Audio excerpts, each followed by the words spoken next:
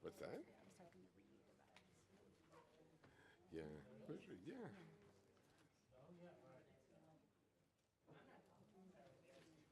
No, I'm happy to announce that at the end too. It's just when I saw it, I was I like, know, me I'm too. like, She's like, I'm confused. she said it was a really good lesson for her as Yeah. well. So, Yeah. These things happen. We've done it too. I mean, not a big deal. But I was a little reassured when you said, "Oh, it's a surprise to meet you."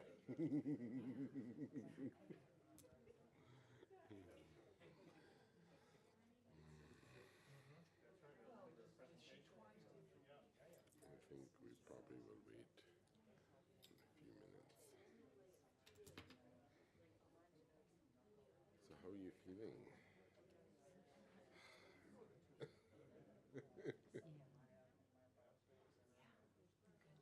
I'm good. Nervous. How you doing? I shouldn't be. But I'm good. I'm Of glad for this. course. I'm really excited for this Yeah. year. Maybe how it made me feel good because she said she'd read this book. She actually read it, on a flight, across the country and back again, and then she was able to finish it. And that was what I It's an wanted. easy Something. read. It's a concise read, Yes. but it's dense and it Yeah. brings the stories to life. And that was my Yes. goal. So Yep. it was nice. So 10 hectares, like 5.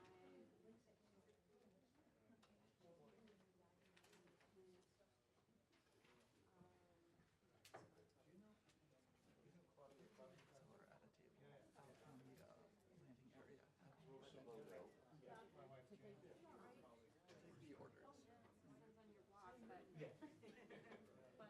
the U.S. Yeah.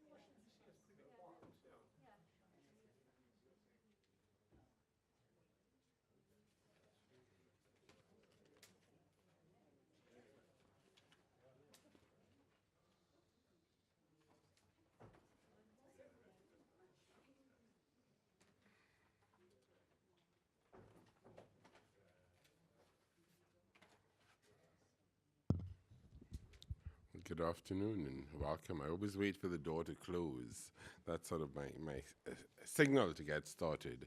But welcome. It's wonderful to have you here this afternoon for a discussion of just published book coming out from our colleague who spent some time here with us at the Wilson Center, Lisa Palmer, Hot, Hungry Planet.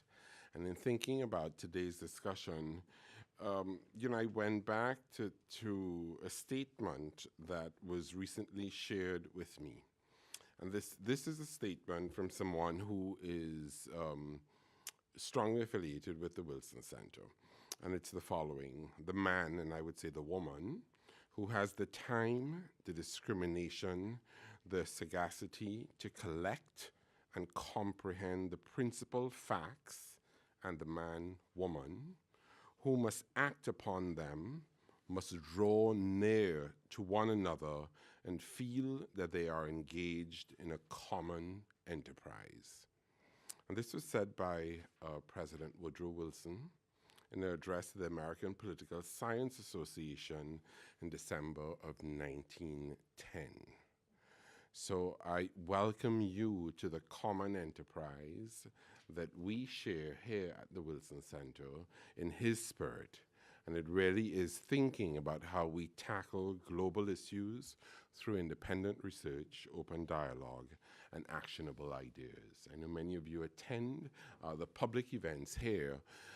Some of you are very much familiar with our Wilson Fellows program, of which Lisa was a part, and it focuses on connecting academia and research to public policy.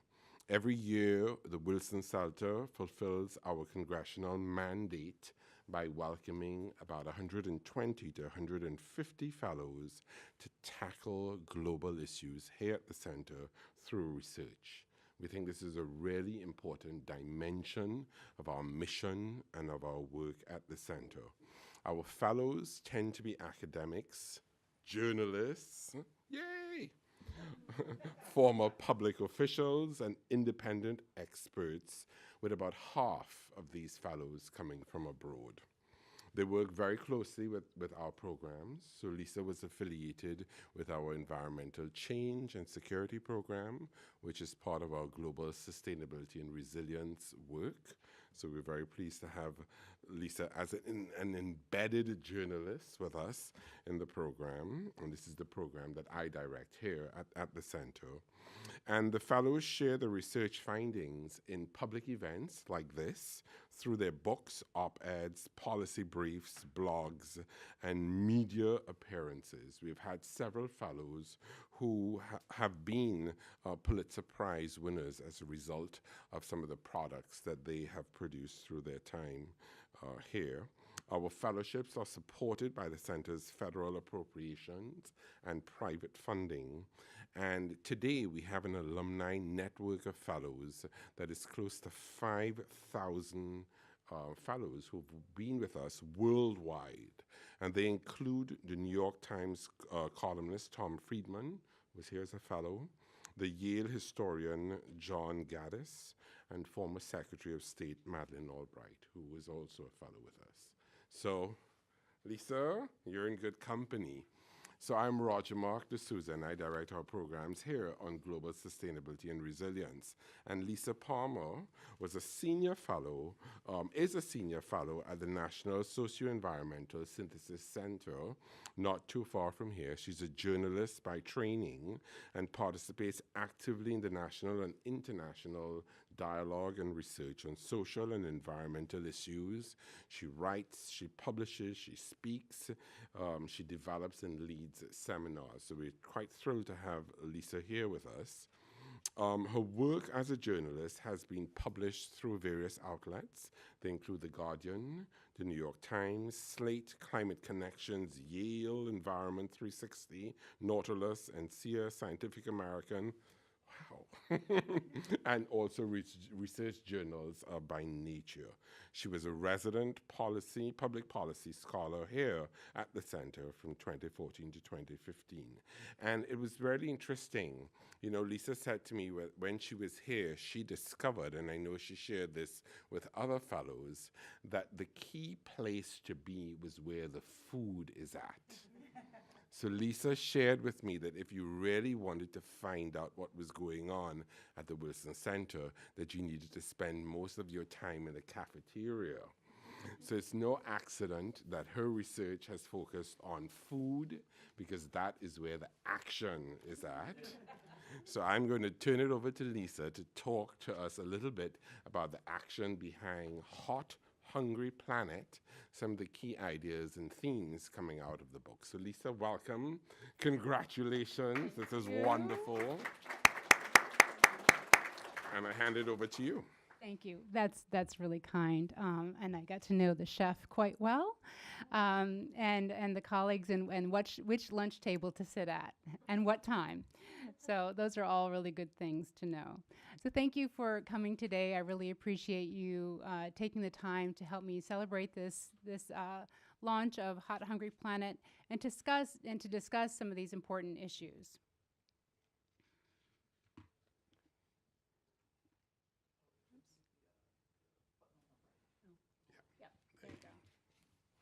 So in Hot Hungry Planet, I take readers on a global journey. I take them to the farms and to the communities. I take them to the places that are trying new ideas.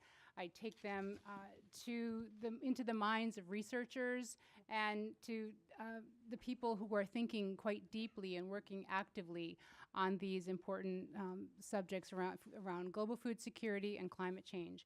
My goal in writing Hot Hungry Planet was to make these complex but critical stories come to life. And the complexity has a lot to do with the convergence of climate change and a variety of global changes on one side of the equation, and on the other side of the equation has to do with, the growing world population that's wealthier and that's hungering for a more diverse and protein-rich diet. And this all has a cascade of effects when it's happening all together. I grew up in Minnesota, in the southern part of Minnesota, right on the Iowa border. I've been a writer for a long time. I can trace the roots back to my high school experiences, where I was the editor of my high school newspaper and a cub reporter for my hometown weekly.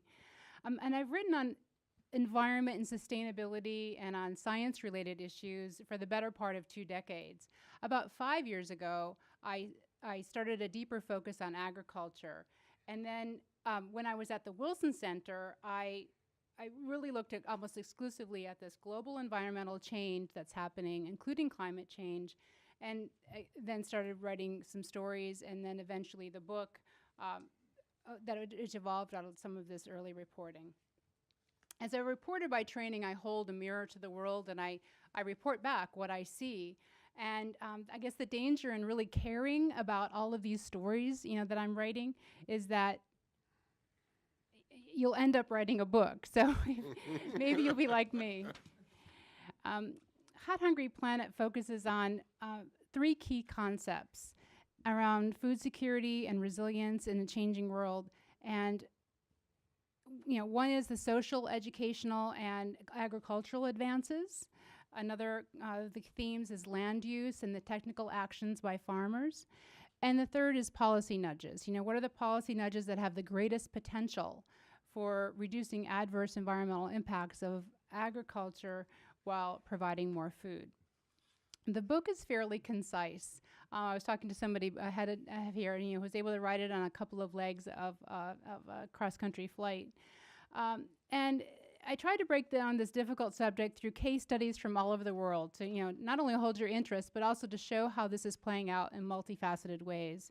One of the stories on the theme of social and educational advances revolves around some reporting I did about the girls and women who attend a middle and high school program and a university in Uganda, the African Rural University for Women, and then the program that feeds into it, a middle school and high school program, where the graduates work on developing not only agricultural products and projects for their family and have extended learning and homework that they do with their families, and also becoming leaders in their communities through rural development rather than becoming, trained as, in college for jobs like accountants, which of course we need accountants, but they are able to not have to move to the city to find work. They can stay and work in their communities in a leadership way.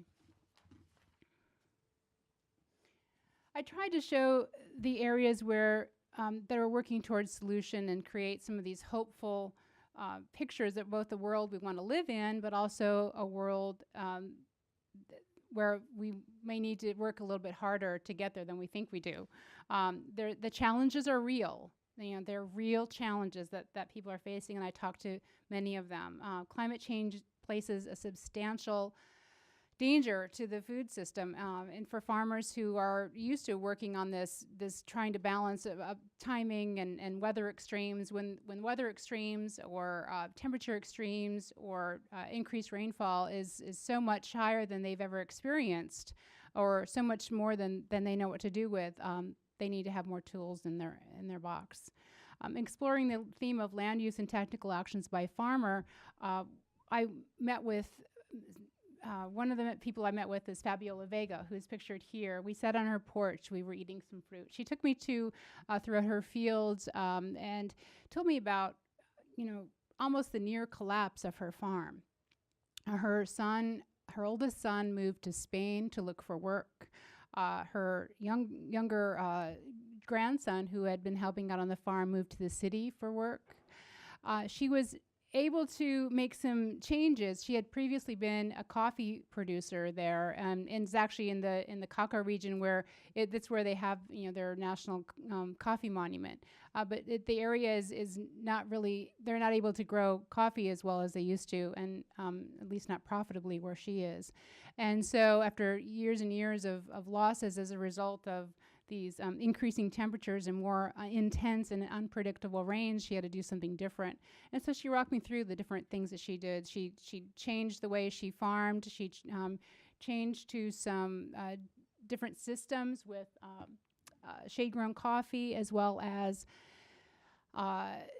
raising cattle, and she used cattle in a very more sustainable way than I'd seen through a silvopastoral grazing system. She was able to raise some of the crops there. She was able to supplement their food. So she was actually able to produce a lot more on fewer acres of land. And her son moved back from Spain, and her grandson moved back from the city. So that was a happy ending.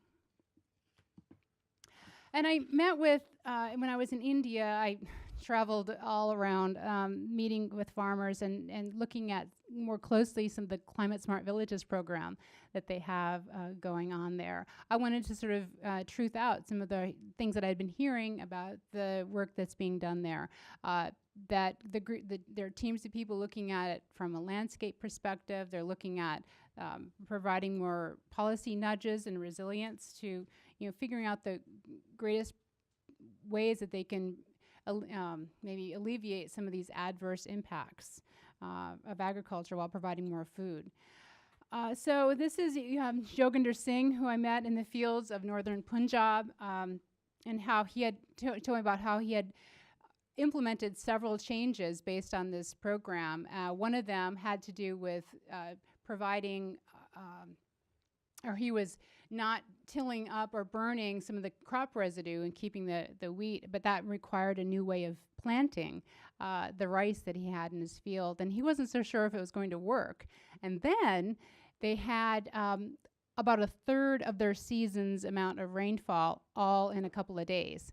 And then he's like, "Oh no, what am I doing? I'm taking a great risk here." And so he told me about those risks, and how about 30 days he was sick and he didn't sleep. He wasn't sure what was happening.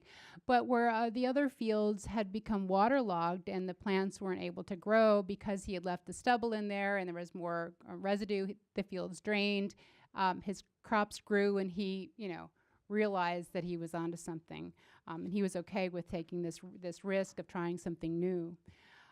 But he's trying something new because he wanted to maintain his yield. He's not like trying something new to increase yields, where a lot of the people are trying to do that. He was just trying not to lose his crops like a lot of his neighbors had lost them.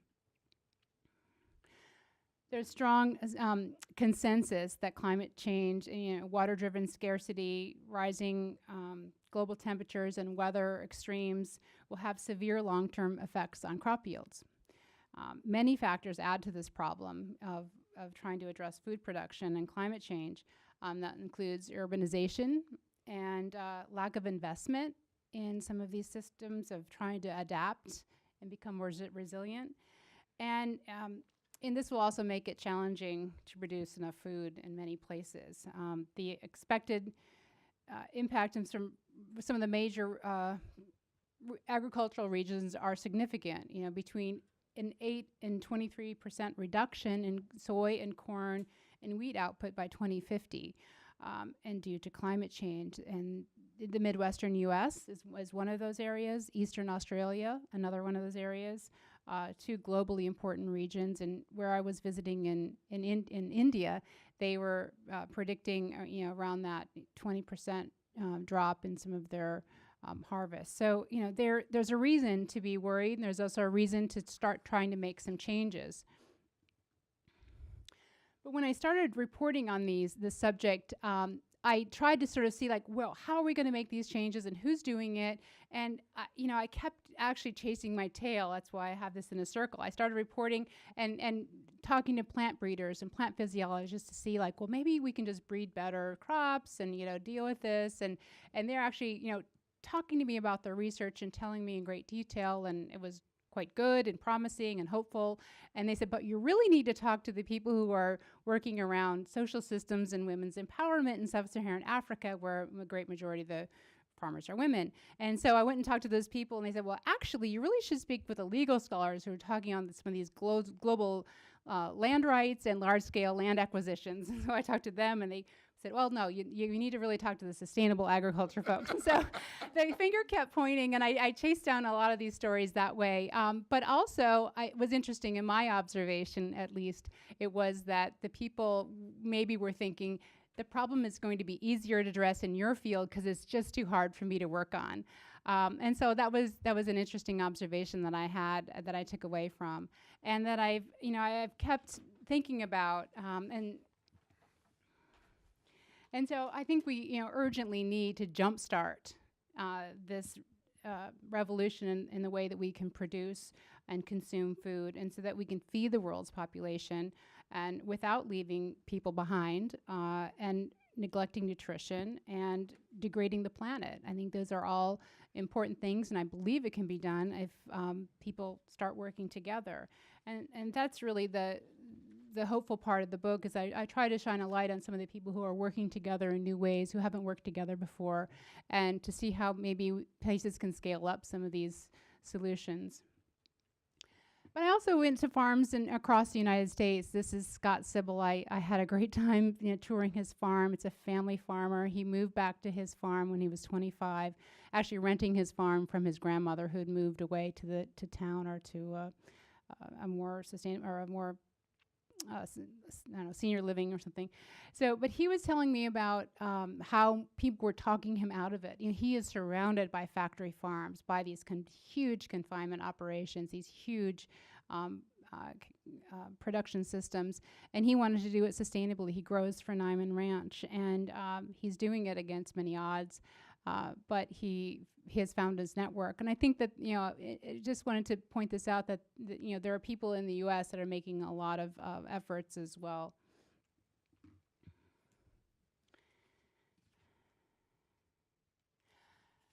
This is cut off at the top, but you can see at the back of there in that box is is part of the well, and so the slide shows the well at the top, and the water is pumping in there. He was running this on this well, water getting pumped from solar energy.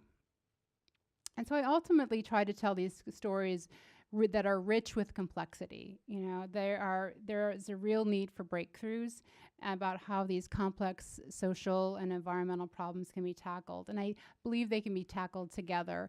And so, the part of the challenge of this book is to challenge people across the world to start thinking outside the box. You're trying to bridge and work with other people that they haven't worked with before, and maybe bring people together. And that's, I guess, one of the reasons why, after I left the Wilson Center, I happened upon the National Socio-Environmental Synthesis Center in Annapolis, which the center's work revolves around science teams that meet at Succinct and participate in research involving a variety of decision makers and NGOs and practitioners and people from industry, so that people are talking about these problems in a more holistic way. And when you have all the people on the team, or as many people on the team as you can put on there realistically, then you have all of these people in the room that essentially you take the blinders off, and because you can see other perspectives and have this more solutions orientation. And so I believe that this can be done. Dealing with global food security, I don't think has ever been simple, but the unprecedented changes in the environment, I believe, will maybe be an impetus to have some breakthrough here. And of course, I have to thank the Wilson Center for the great support in writing this book, and my many other supporters, the Pulitzer Center providing some travel support, the Solutions Journalism Network, who's doing some great work around solutions-oriented reporting, and other organizations that have helped me along the way for many years. And thank you very much. Thank you very much, Lisa. I think it's really good to hear the stories and see some of the images, both internationally and domestically. You talk about going out and trying to, what you say, truth out what you had been hearing. I wonder if you could talk a little bit more about that, and in the context of what was difficult in writing this book. What was most difficult for you? Was it chasing your own tail, saying, go and talk to all these people? Was it trying to find the truth behind what you had been hearing? What did you struggle with? Well, I guess on two sides, I think of it in two ways, on the practical sense as well as just on the conceptualizing these problems. I think that the two difficult parts for me was when I'm chasing my tail in that circle to find out which stories to actually include in the book, because I had to leave a lot of them out. I wasn't able to actually get the full story for whatever reason. Either I couldn't get to the right people, or the fact that I actually have trips planned to go there in the future, because I will continue to be reporting on this. That's how important I feel this subject is, and I have other pieces of writing I would plan to do. So I didn't include everything I wanted to in the book, but which maybe makes it more readable. That's who knows. And so so deciding which stories to include. The other piece had to do with actually just some of the days, some of the travel I had to do it in a very compressed time. I didn't have much time to do it. And so some of these, just in arranging things, how things go when you're in doing international travel and having to get drivers and people to do interpreting for you. And so one day I remember starting at 7 a.m.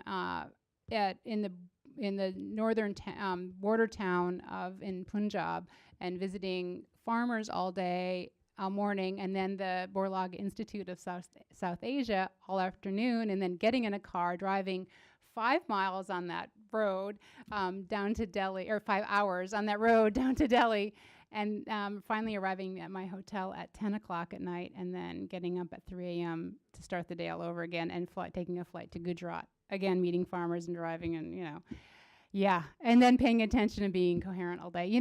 Any of you who have to work in the field can identify with that. So I'm one of you. So you got into the mind of these researchers. Yes. So it sounds like a lot of fun too. What was really easy? Oh, the easiest part, I think, was when I was able to really just take maybe some unstructured time and talk with the farmers, when they could actually bring me on to their porch and have a piece of fruit, or sit and have a coffee and something. I felt like I was more at ease, and they were more at ease. And so when I could actually talk about their families, why they're doing this, what's important to them. And I think I think it was actually easy for me also as a journalist. I like to highlight surprises, because if it's a surprise for me, it's probably going to be a surprise for you too. And I was surprised by how many farmers in their 60s and mid-60s were making these different choices to change. When at a time when they could easily be saying, I've done it the way I've always done it, I'm good. But they couldn't keep doing it that way and make the farm sustainable for their families. And so they were really seeing the need for change, because they've had this long history. And so I think that was really interesting for me, and seeing some of these surprises. But I think that, farmers and people that work with, farming and agronomy and anyone, that they're the great experimenters. And if something works, and they're businessmen, and if something works, and they can see the benefits, they will continue to do it. So I'd like you to imagine 10 years from now, you're riding the metro in Washington, D.C., and you look up and you see someone with this book. It's a student. It's been assigned in Joanna's class. Student is reading it. And you ask the student, what message did you get from this book? 10 years from now, what do you hope will be the lasting message coming out of this book?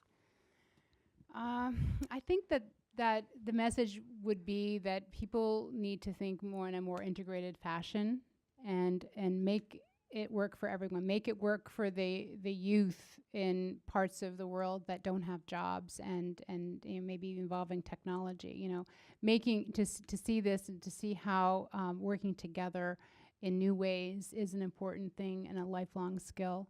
I also think that just to understand that this isn't going to happen overnight, and sustainable change may take a little while to set up new systems. And so I want them to know that, understanding it's a longer term system. So one of the things that you talk about in the book is this working out across disciplines. You talk about youth, and you talk about sustainable systems, you talk about food security, and you talk about integration, and you talk about population health and environment integration. Tell us a little bit more about what you learned about that.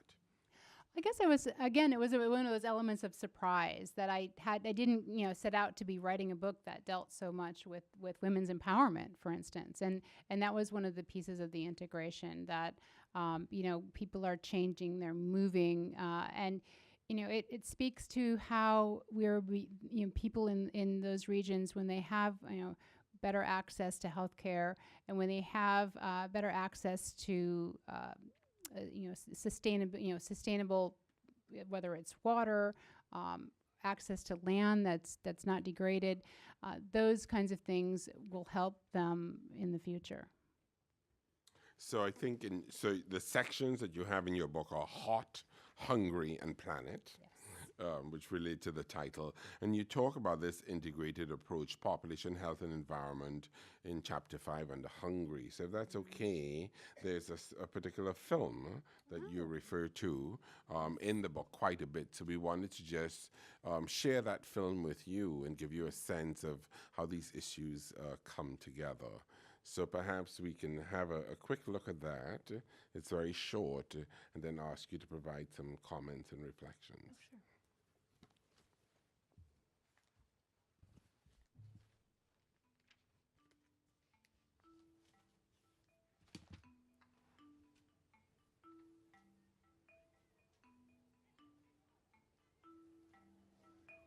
Oh, sure.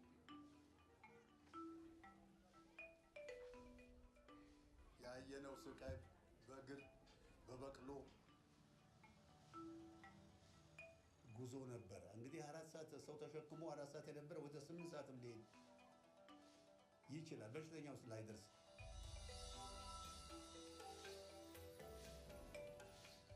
A 4-hour drive from the capital city of Addis Ababa lies Ethiopia's Gurage zone, a remote and rural region of the country. Until 1961, most people here lived without paved roads and electricity. Since then, the Gurage People's Self-Help Development Organization, known as Gypsido, has built 550 kilometers of road. Villagers are now connected to nearby towns, increasing trade and providing access to hospitals and schools. በመንገድ ስራው ብዙ ሰርተዋል፣ ብዙ ቆይተዋል። ያደረገው ብዙ ነገር ነው። ለምሳሌ ጠረጋ መንገድ ተሰርቶ በጠረጋ መንገድ ሄደናል፣ በኮረኮንች መንገድ ሄደናል። አሁን አስፋልት ደረጃ ደርሰናል። ይሄ ራሱ አንድ እድገት ነው እና ያን ችግር ያየ ሰው ከአሁኑ ጋር ሲያመዛዝን የትና የት ልዩነት እንዳለው።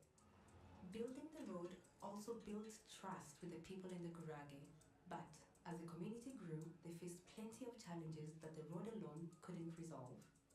Decades of deforestation has ripped the rich topsoil from the earth, washing 1 billion tons into the Nile every year.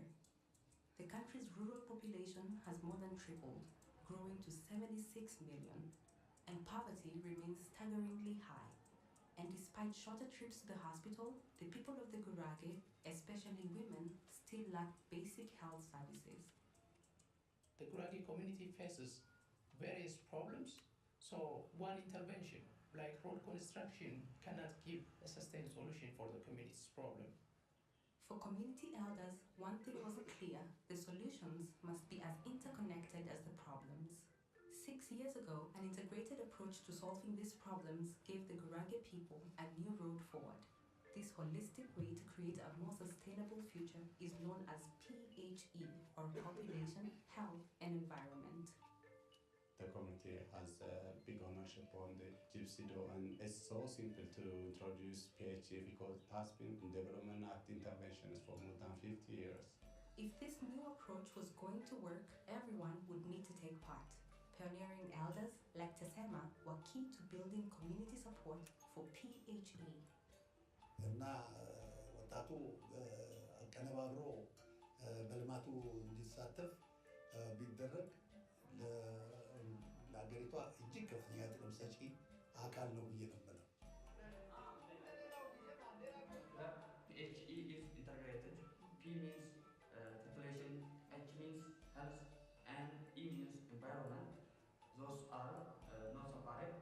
And we do in PHE club family planning. Family planning helps to create a happy life of family.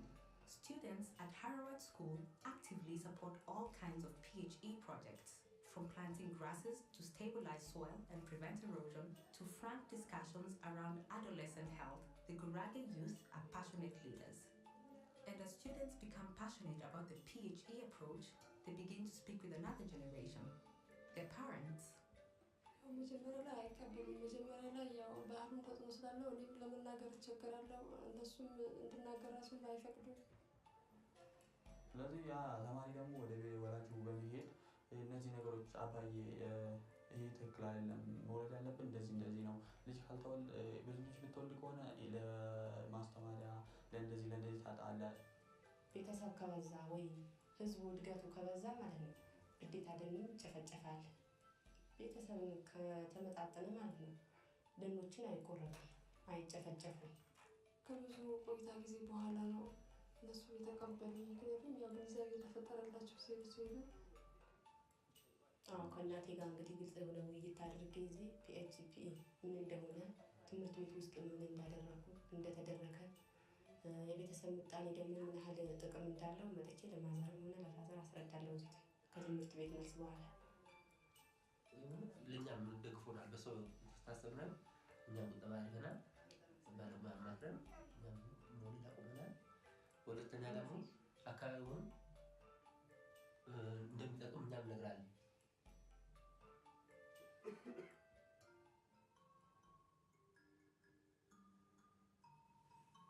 As the PHE approach spread throughout the Gurage, its success depended not only on local organizations like Gypsido, but also strong partnerships outside of the community.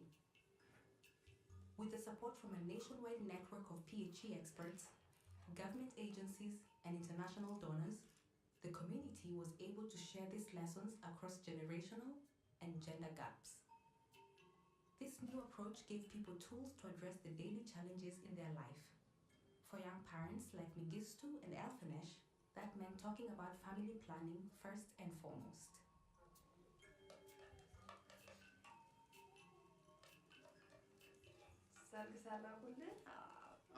እንደዛ ነው ከቆየሁ በኋላ ልጅ ወልጃለሁ። ከዛም 6 ዓመት ቆየሁ። ይህን ትምህርት ስሰማ ተጠቃሚ ሆንኩ። እናቴ ቤት ነበር የምትወልድ፣ 3 ቀን ትቆይ ነበር፣ እያነባች ነበር እናቴ የምትወልድ።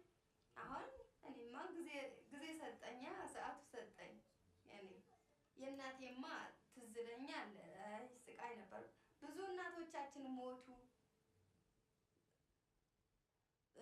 ልጁም እንትን ሳይሉ እንዳለ ሞቱ እናቶቻችን። ያለፈው እንዳለፈ ሆኖ አሁን ያሉት ትውልዶች በእንደዚህ አይነት በጤና ጉድለት ወይም ደግሞ በወሊድ ምክንያት መሞት የለባቸውም በሚል በራሴ ተነሳሽነት ብዙ ጊዜ እንደው ዘር ታጠፊያለሽ ተብዬ ነበረ ተጽዕኖ የሚደርስብኝ ማለት ነው። ከዛ ደግሞ እኔ ደግሞ አይኔ ዘር እያጠፋሁ አይደለም ዘርን እያበለጸኩ ነው። ብቻ ቀራናት በሳም አምቡላንስ ቀራናት በሳም አምቡላንስ አሳና ከኩንዲ ያሁን ብቻ ስለዚህ ካሽ ክፍያ ነው ክፍያ በነፃ አገልግሎት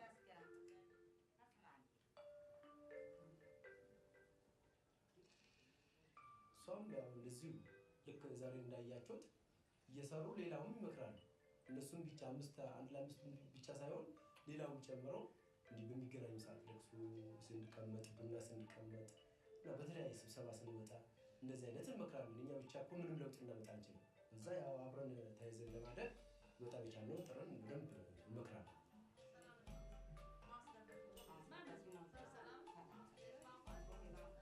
ባትተናብረን ትጠቀሙት ባትጠቀሙት አሁን ያ ለምሳሌ ምንም ታታፈር ኮንዶም ነው ፒልስ ክሊን ነው እንደገና ደግሞ መርፌ ነው በዚህ ሞፍታ ቤት ባራሳክ በመረጥሽው ወይ In these small groups, women can share their experiences with family planning and more. Trained community health volunteers like Alam answer questions and confront myths around birth control methods. Through peer-to-peer conversations like these, PHE has led to results. More women are using family planning and more men are joining that conversation. Women are earning more money to support their families and their communities. Meanwhile, conservation projects are reviving the land and preserving the environment.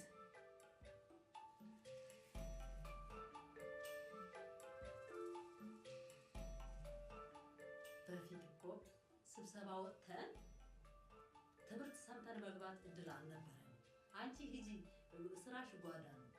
መውለድ ልጅ ማሳደግ፣ ከዛ በኋላ ኩሽና ስራሽ ስሪ ነበር የሚባለው።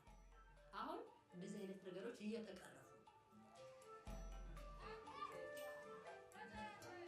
እኩል ሆነው እኔና እሱ ከተጋባን በኋላ ያፈራነው ነገር ምንም ይሁን የጋራችን ነው፣ እኩል ነው። አሁን ለገቢ ለራሷ ብላ ራሷ የገቢ ምንጭ ማስገኛ ራሷ የምትሰራው ስራዎች አሉ።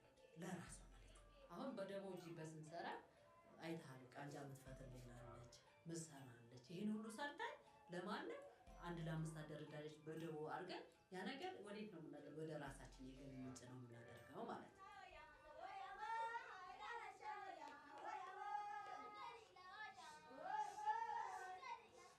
What began as a single road is now a trailblazing development program that can adapt and grow with the people it serves. Through an approach that rests on community ownership, Gypsido has enabled Ethiopians to craft their own solutions to the challenges they face. ያው ማለት በፊት የተለያዩ ችግሮች ነበሩ። አሁን ግን ያው አብዛኛው ማህበረሰብ ግንዛቤ እየተፈጠረለት ስለሆነ ያን ችግሮች ይቀርፋሉ።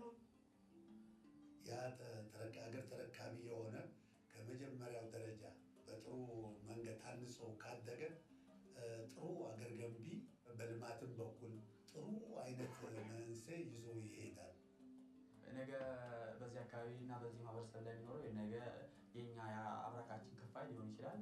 የአብራካችን ክፋይ ባይሆንም እያንዳንዱ ኢትዮጵያውያን እኛ እርስ በርሳችን ወንድማማቾች ነን። ስለዚህ ይሄንን ነገር ማድረጋችን ለቀጣዩ ትውልድ መንገድ መክፈት ከፊት ለፊት ሆኖ መስመር ማስመር ነው የሚሆነው። ነገ የሚጓዘውን ጉዞ ነገ የሚኖረው የተሻለ ህይወት መስመር ማስመር ነው።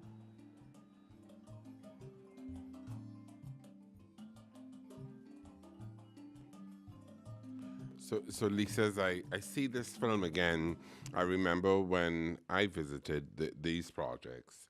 And one of the things, we took a number of Americans to see these projects in the field.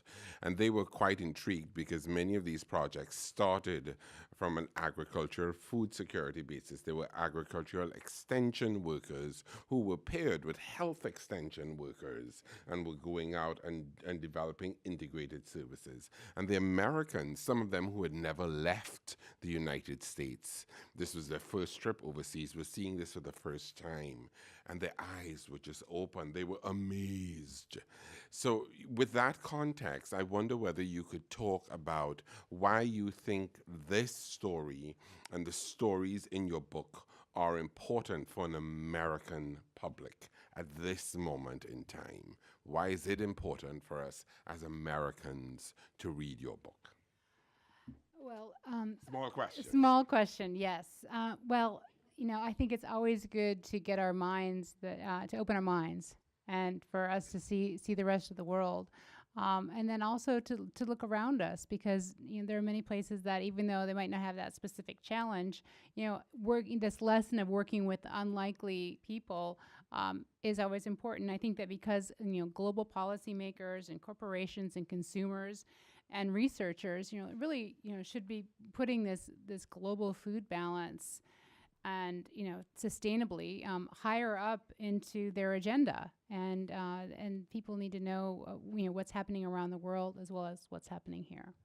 Great. So, on that note, I think what we want to do today is have an opportunity to contextualize this conversation. So we have Lisa's book, we have the stories that we hear, we have the stories on the field, but we also have a couple of colleagues that I invite you to join us up here now, please, to talk a little bit about their work in the field of food security, but as they read Lisa's book, to tell us a little bit about how it relates to their work in the field of food security. And as I was looking at Lisa's book, I was quite compelled to have a message from Schengen Fan, the Director General of the Institute, the International Food Policy Research Institute.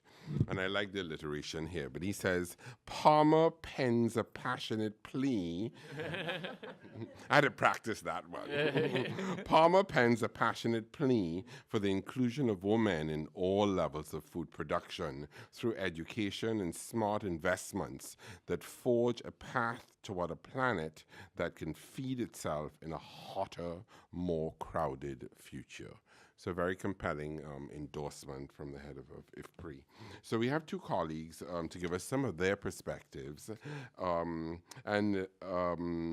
Nabiha Kazi is the president and CEO of Humanitas Global Development, which is an international development research and implementation agency that focuses on agricultural development, food security, nutrition, and the environment. And Nabiha chairs the Community for Zero Hunger, which is a response to UN Zero Hunger Challenge and is now reflected in the SDGs. So Nabiha, I hand it over to you for some of your thoughts and reflections as you had a look at Lisa's book.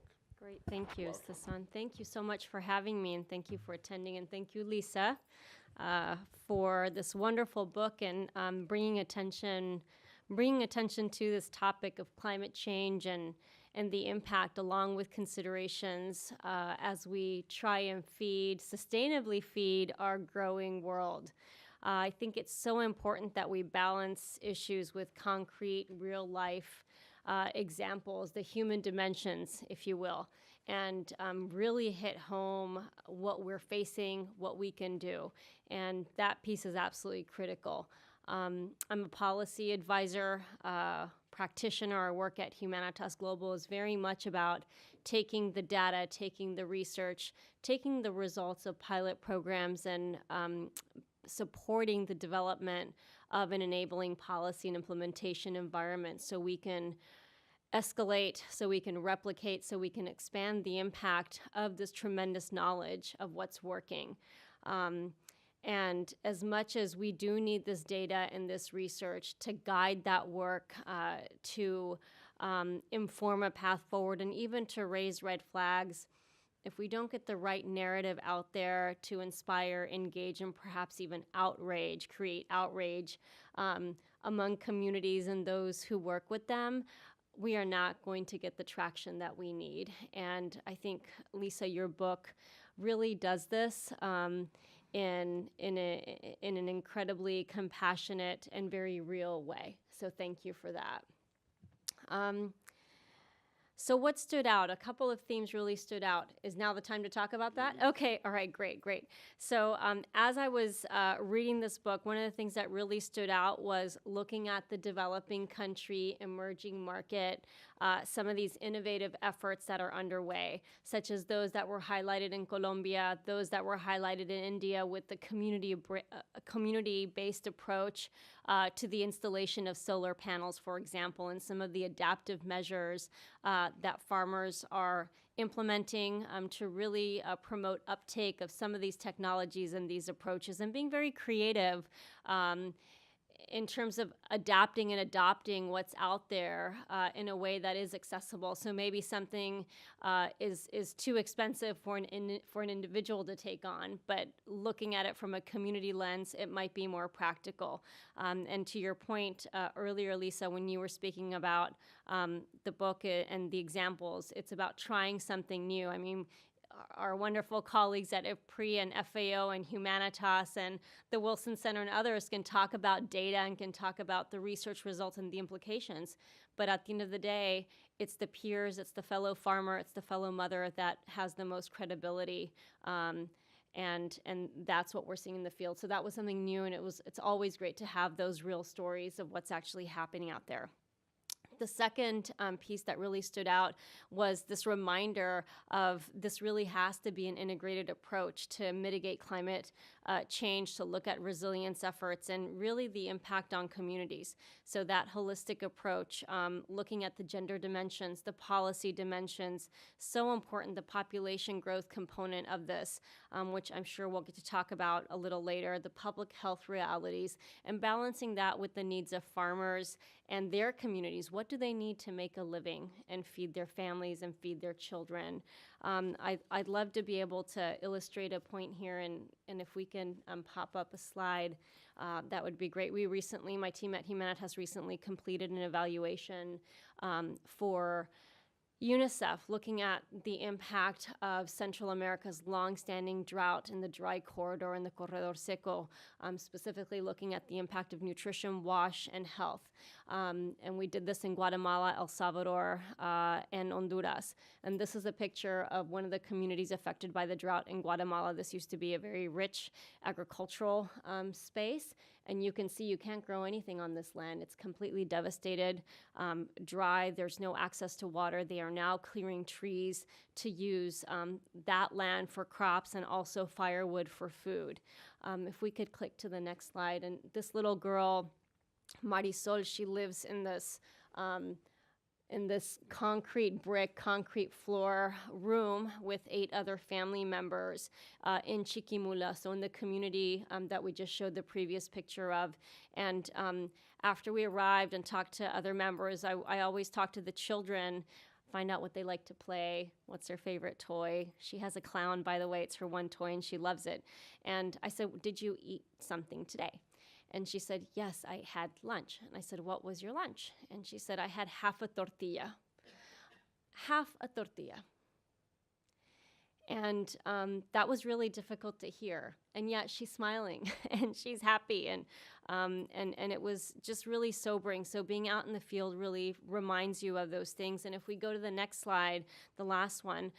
So what's really going to matter more to her family? And we have to be real about this, and I don't mean to offend anyone, but does it matter to save that tree? Or does she need to cut down that tree so there's firewood for food to sell so this mother can feed her children? You tell me, what decision would you make, right, in the face of that reality? And it's not really fair to be put in that situation, but at the end of the day, millions of people have to make that decision on a daily basis. So how do we educate communities, but also give them really viable, accessible alternatives? And I think that's what the task is. And my third and final takeaway brings me to the chapter on climate stupid. Which talks about, you'll see it, I hope you all get the book, but it talks about actions and activities that are hurting our planet due to agricultural practices, harmful environmental practices. And I do think that this is fundamentally about poor governance, or to go along with the theme of the chapter, stupid governance. I'm not insulting the governments, I'm just saying, some of our governance is not smart and it's actually hurting our practices. And also our collective failure to really scale up climate and environmental actions.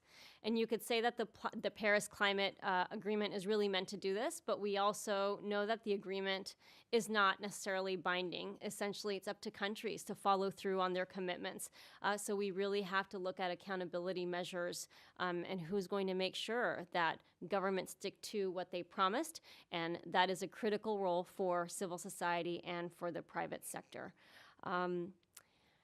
A question for Lisa as we get into our discussion. One of the things that I was really left with, that I was really craving for a little bit more in this book, were your perspectives on how different food and agricultural systems can coexist to not only foster food security, but also nutrition security and dietary diversity.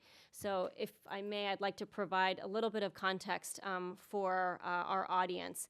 We know that there is this tension between commercial and non-commercial agriculture and livestock production. But the reality, at least from my perspective, is that we actually can't feed the world and meet those global food demands by relying exclusively on non-industrial sources, which actually may not be as environmentally friendly and sustainable after all. To give an example, grass grazing cows emit more methane than grain-fed cows, and pastured organic chicken have 20% greater impact on global warming than non-pastured. And the New York Times had this article, and they said, if all the cows in the United States were fed on grass and followed this pasture grass grazing approach, we'd need half of the land in the United States. And that doesn't include the land that might be needed for pastured chickens and pigs. And I just throw that out as an example that we can't demonize the commercial practices, but we also cannot mock and dismiss the non-commercial.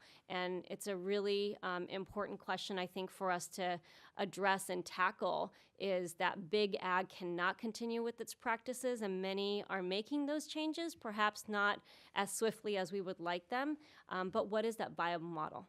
And how do we integrate multiple approaches so we can find a balance and we can also achieve the impact that we want on our environment, good impact on our environment, and also feed the world.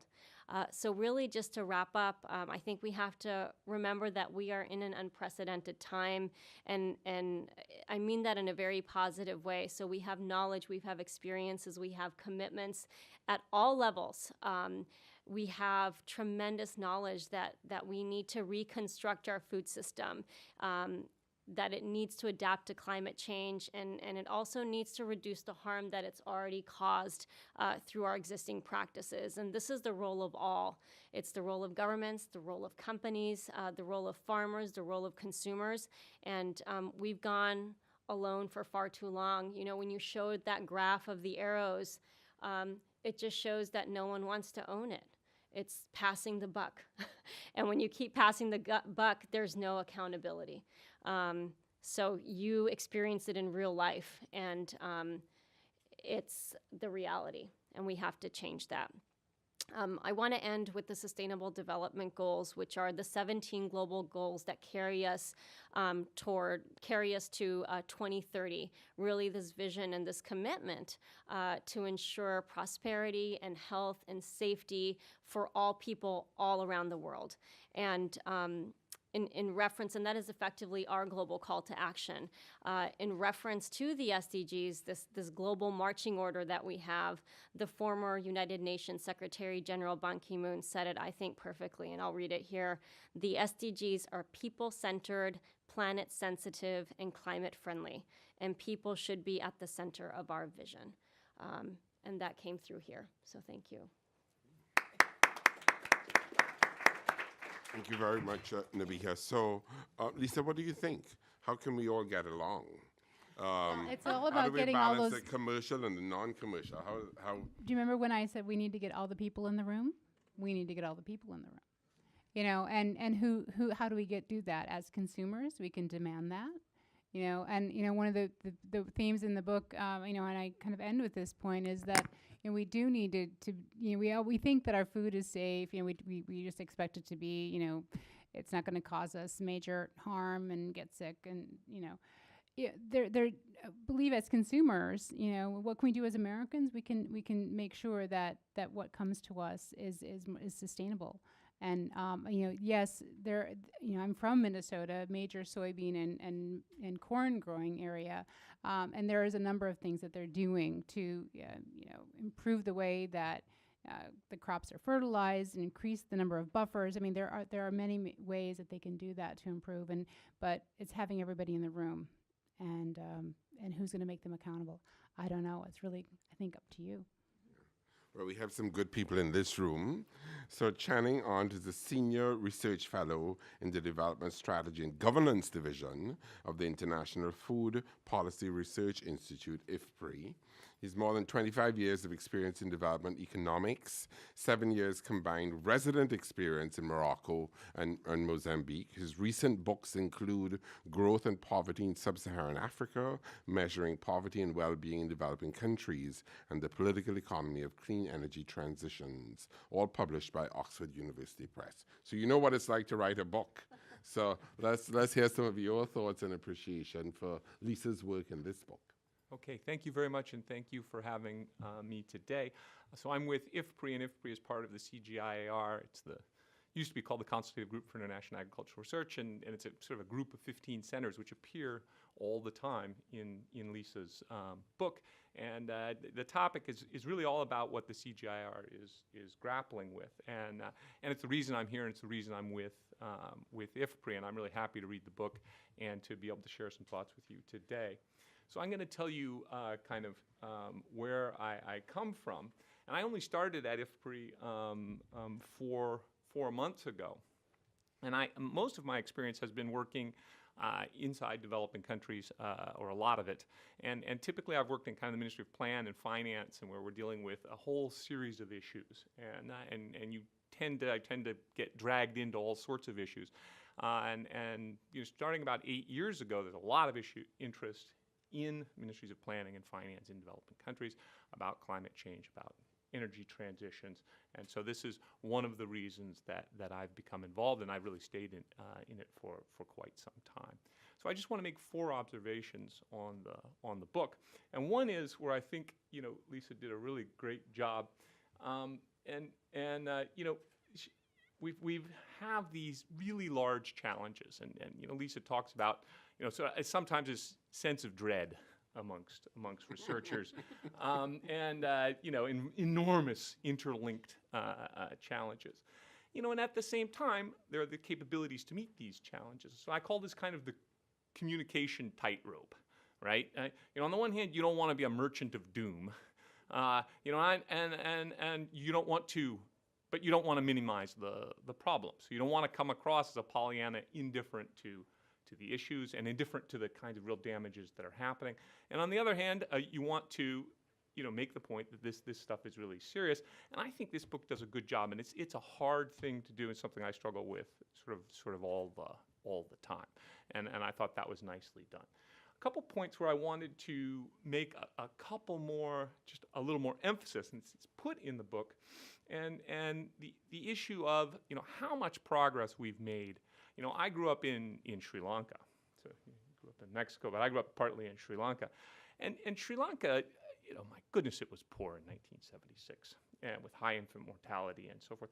And infant mortality, there's not one indicator that you know, you talk about with respect to sort of welfare of a society. But infant mortality is not a bad thing to look at, because it's a combination of a lot of things coming together. You have to have the food, you have to have some medical care, you know, women's education is very positive in all this. You want some government services that are associated with that. Education levels are strongly correlated with lower infant mortality, and we've seen really major drops in infant mortality almost everywhere, and this is reflective of a lot of achievement, gains in human welfare that we've had, and the way this system and it has been functioning, I think, gives a little more optimism for looking forward. So what was the vertical axis on that? It's just deaths per 1,000. Yeah. So it's, yeah, about 14% you started off in, you know, Latin America, not Latin America, excuse me, South Asia, Africa, and North Africa, actually.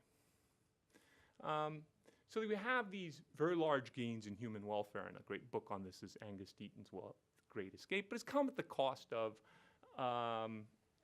you know, these very large environmental costs. And I think one of the points is that these visions that are proffered of welfare gains or making it through this great food challenge are building on these welfare gains. We had, you know, the very first slide was Shearer in Uganda. And you know, the quote was, "School, not marriage, provided the future for Shearer," and this is building on, you know, it just takes a long time to build a school network, and you know, we've been, you know, relatively successful in doing that. You know, smart agriculture that's high productivity, environmentally sound, that's going to take educated people. It's just going to take skill, and so we have to build on that, and that's what Lisa is saying. And she also points to human ingenuity. And I love Zeus Ziska, who has a great name. And he's a weed man. But, you know, building on the fact that he looks out in a lot and sees in a terribly hot day weeds growing like crazy, well, how do we make our crops grow like the weeds? And this is part of the plant breeding challenge, and there's ingenuity as part of this. Importance of sub-Saharan Africa. It's there, but it's worth pointing out to audiences. In large measure, we always, I think when I was growing up, and for many years, sort of thought about, well, Africa, it's out there, but does it really matter? And the reality is that Africa is headed towards being 22% of global population. It's going to pass India. It's going to pass China. And this is sub-Saharan Africa. This is the median variant. You don't want to see the high variant for Africa. And it's also, it is the epicenter of sort of the development challenge. Low-income Africa, or low-income countries, 21. There's 27. There's only 31 low-income countries left, down from 65 only a few years ago. But 27 of them are in Africa. So we're making progress in Africa, but this is the place where it's happening. We have 2.4 billion people coming into the planet by 2050, half of them in sub-Saharan Africa, 1.2 billion of them, right? We've had, over the past 15 years, an African growth renaissance. And this is, I think, basically undiluted good news. We need that growth, but they're going to have income growth, and they're going to eat more food as a consequence. We're going to push the food challenge as a result. And there's good reason to believe that this income growth will continue or even accelerate. And the good news is that there's quite a lot of scope to sustainably increase food production in sub-Saharan Africa, and this is where a big chunk of this whole challenge lies. And so this is one of the places where we really need to focus. Then the last point, which I also think where it's really difficult to get across, and I've struggled with it for a decade, and I thought Lisa did a really good job. And this is her final sentence. As a growing planet, constantly seeking to thrive, we live with and adapt to the massive transformations that climate change will bring. And she hadn't told you exactly what those transformations were beforehand. She said, it's going to be warmer. That's true.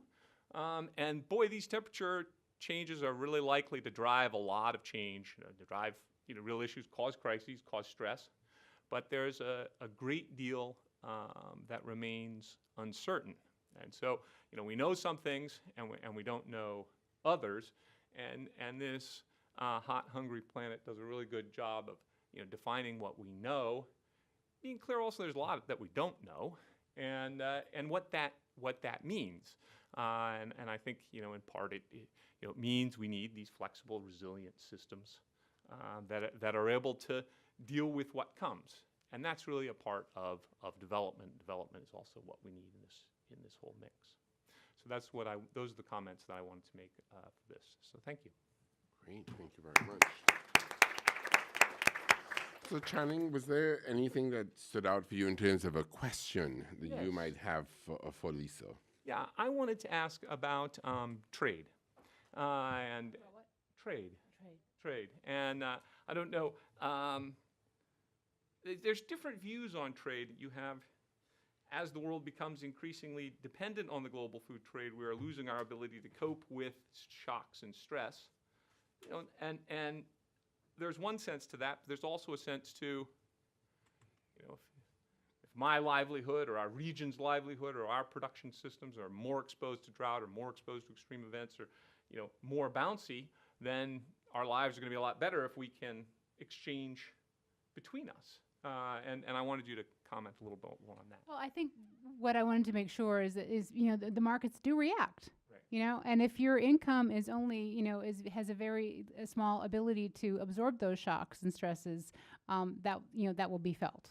And I think that's the point I was trying to make. So one of the things, Chang, that I was struck by, you say that what comes out in Lisa's book is that we know what we know. We know that we know what we don't know. We have also had a number of discussions here at the Wilson Center about what we should know but haven't acted on. So I wonder if I could ask you all to comment a little bit about that in the book. Are there components that we think of with regard to food security in a climate changing world that really, what are the lessons we should have learned by now? We have looked at that in terms of famine, early warning, why are we not acting earlier? How do we address this from various scales? What it means in terms of a development perspective, a humanitarian perspective. I wonder if you could reflect on that a little bit more.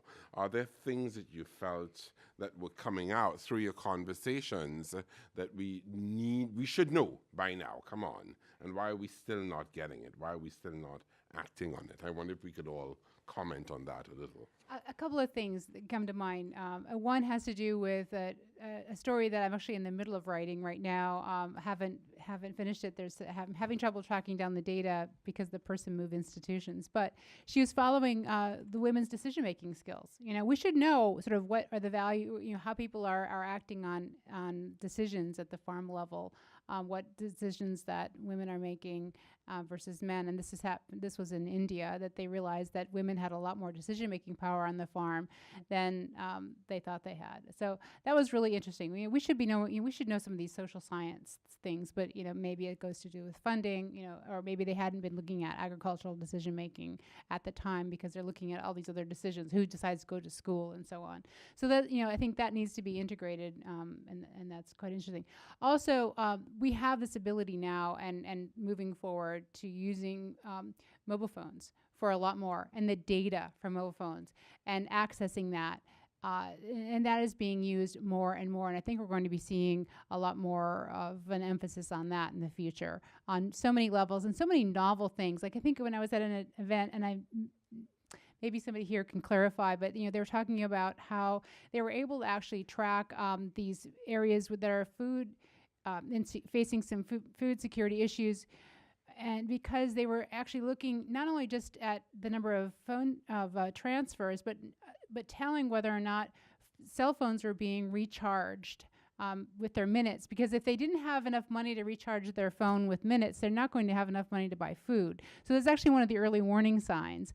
It's something you're not really thinking of when you're thinking about food security, but they're actually having this cascade of effects that you can measure on different levels. And that goes from one end, but there are other things like that. If they're not using, that's the type of event that the type of information that we can be using in the future. Great. So Nabila, I wonder what you thought, because you said in a very positive way, we are at a unique moment in time. We have so much knowledge. There's so much capacity right now. Why are we not doing more? Yeah.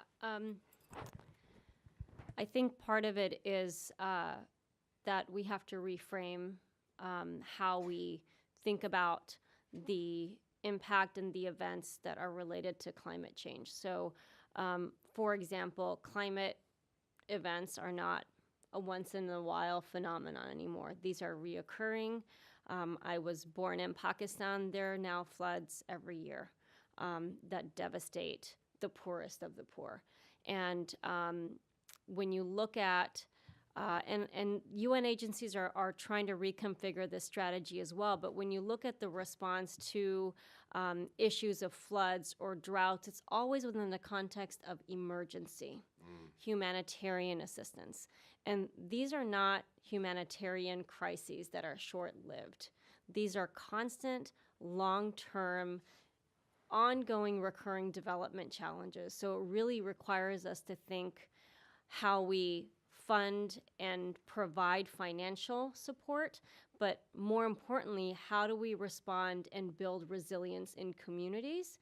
And I don't think we're there yet. I mean, I know there's a commitment to get it done, but we really do have to have this paradigm shift and say, this is the deal. This is the way of the world now.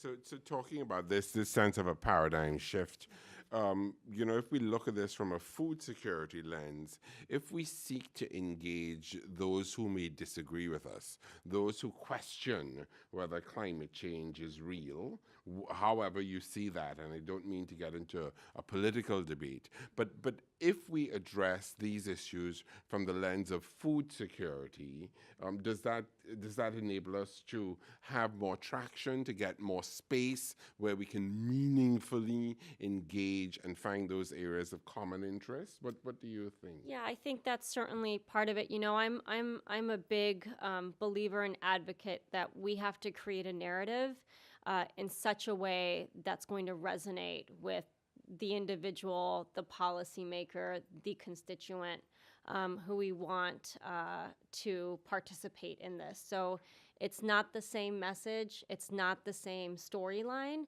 but being very strategic and almost calculating in a good way about it. So for some, the food security aspect matters. For others, it's a conversation around national security and those global threats, which I think in the United States right now, that is probably what resonates. For others, it's about the productivity gains or losses. So we're looking at the impact on the income of families, on productivity, on national revenues, et cetera. So I think we have to curate the right conversation based on the stakeholder.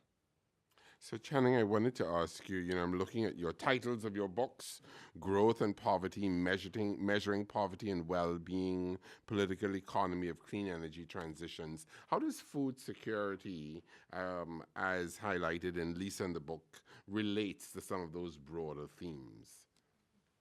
Okay, small question. So in poor countries, welfare is a lot about food, and sort of the headline poverty number that you read about when we say, living on less than $1.95 or whatever it is a day, this is, in all likelihood, 60-70% of the budget. And actually, it's the thing that we can really measure and draw this poverty line on with some real traction. The other stuff is hard to do. So food is also, food is your primary income source. I mean, your primary source of consumption, but also for, poverty is, the world is urbanizing and poverty is ruralizing in a sense. And so poverty has always been and remains really a rural phenomenon, and agriculture is where rural people are getting their income.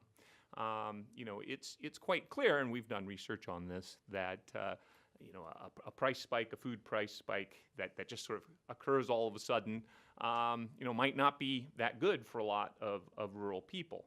And especially if you happen to get the food price spike in a low production year, and this is when you really take it on the chin. Higher agricultural prices, sustained and longer run, it just depends on your ability to supply respond. Basically, if business people are taking these opportunities, producing more, this is effectively a shift in rural-urban terms of trade, and so they sell for more, and they're able to purchase more, city-produced goods or urban goods as a consequence. I think when you get to the clean energy transition, some of the more iconoclastic things that you can say is, and there's a lot of worry about doing the energy transition on the backs of poor people. At the same time, the sort of the fossil-based system doesn't serve rural people very well. It's expensive to build a coal-fired power plant, and it's expensive to run the wires all the way out to these rural areas. Wind power, bioenergy, and notably solar, especially now, are real options for low-income people. The other thing that, especially for African economies, Mozambique is a more energy-intensive economy than the United States. Energy per unit of GDP, right? We produce very little GDP, we use a lot of energy for it. Why? how much energy are we actually using? We got some lights turned on, and roughly that's it. You know, I don't run any machinery or anything during my day. It's a lot of services that are low energy supply. In widespread African economies, this agriculture and this food has to move around, and it's a big share of the economy. And so these countries will have a lot of energy import dependence. Almost all of those 27 low-income countries will be structural importers of fuel at this point in time, and it gets up to big shares of their budgets and imports. So, you know, a country I know best, Mozambique, about 12% of their imports were fuel, and up to 20% you do fuels and derived products. When you double oil price, it's a big issue, yeah, I mean, so that this energy transition to, you know, more stable, you know, these renewables will be more stable, less sort of globally volatile, and I think that's a good thing, and that's part of sort of the hopeful story that we can start to tell, that these technologies, you know, not just good for reducing emissions, they have certain characteristics that make them really favorable for low-income countries, and this is a useful thing.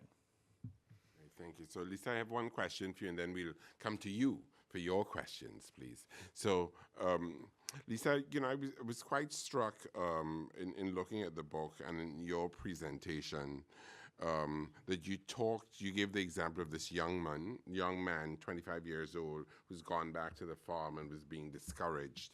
And you know, so very often we hear that young people are moving away from agriculture. They're not really encouraged to go into agriculture. They don't see a valid career path. They don't see a future for them there.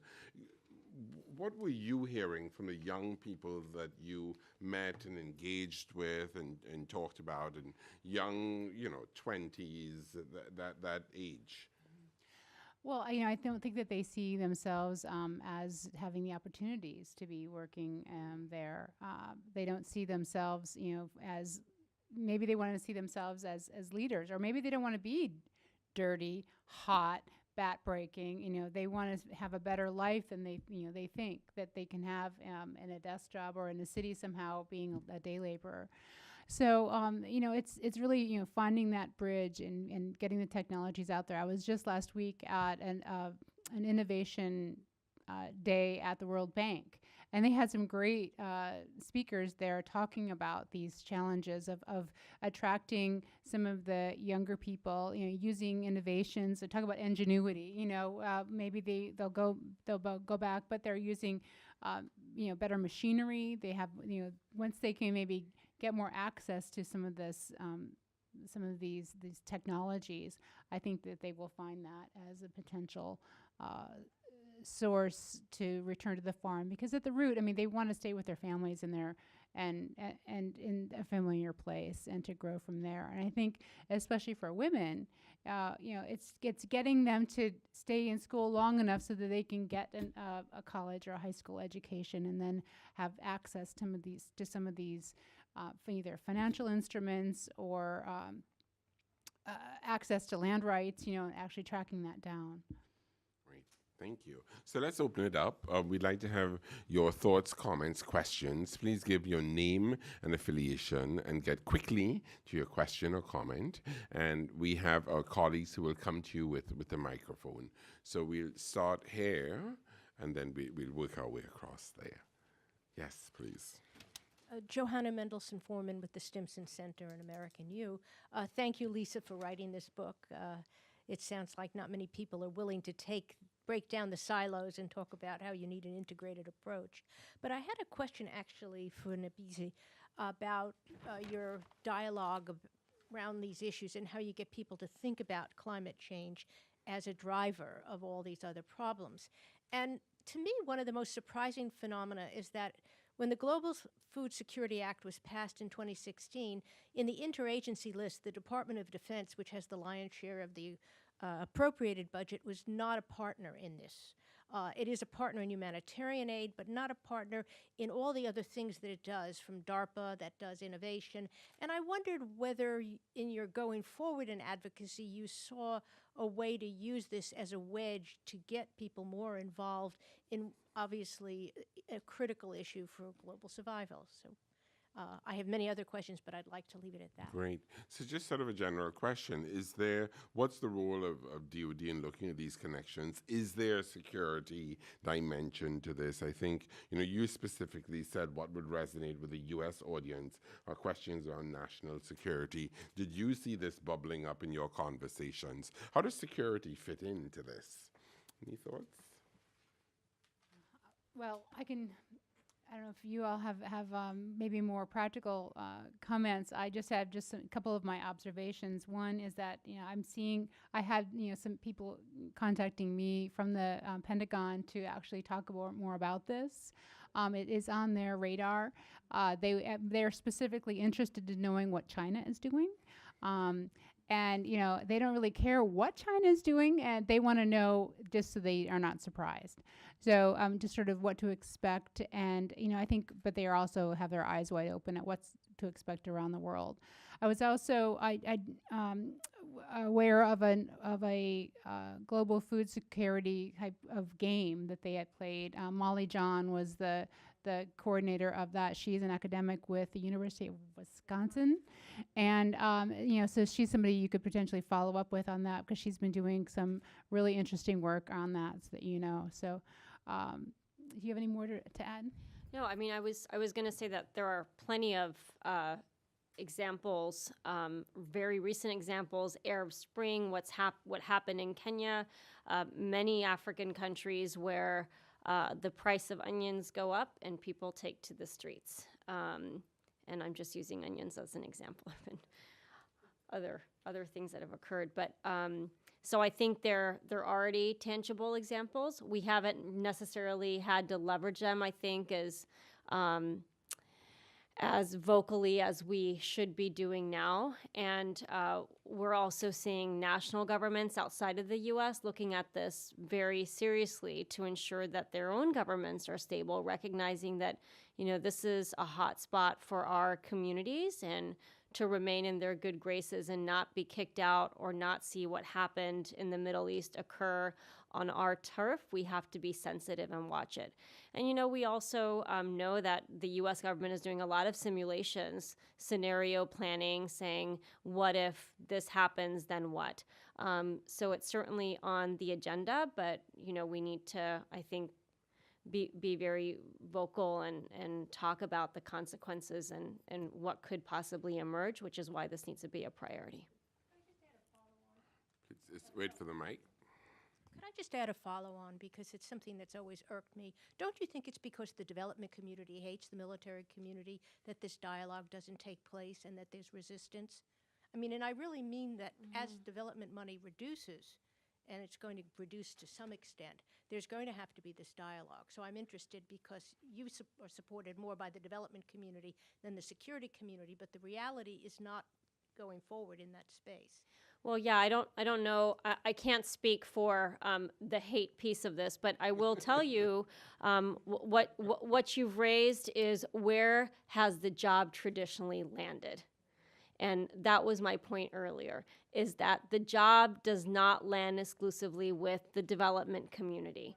And I think it behooves us to say who is not at the table, who has not been at the table, who needs to be at the table if we're to get traction. And my sense is that a lot of agencies, a lot of different sectors, I mean, even if you think about civil society and the private sector, they have traditionally not been at the table in a proactive, let's co-create a response together. It's almost been an afterthought, or in many cases, they're not supposed to be at the table because an agency only wants to work with the government. And guess what? Those are the institutions that are on the front lines. They're working in the field. They know the public. They know the farmers. They know the consumers. They're delivering food and services and information. So I think we have to have the right people around the table, whether we like them or not. Can I put into that? Yes. Yeah, sure. Well, I was just on the Department of Defense website looking at, grant proposal things. So we're definitely thinking about that. One of the concerns that I have is, when I go overseas and when lots of my colleagues go overseas, we work with people with relationships. We don't work with institutions. We work with relationships we've built up over a long time in environments where we're trying to get trust, right? Because we know from good experience that you can have the best idea ever, and it's just not going to go anywhere if you don't have that trust.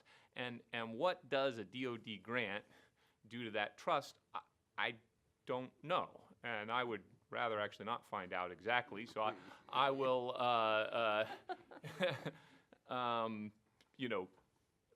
what I see in terms of IFPRI getting bases of information that's helpful for everybody.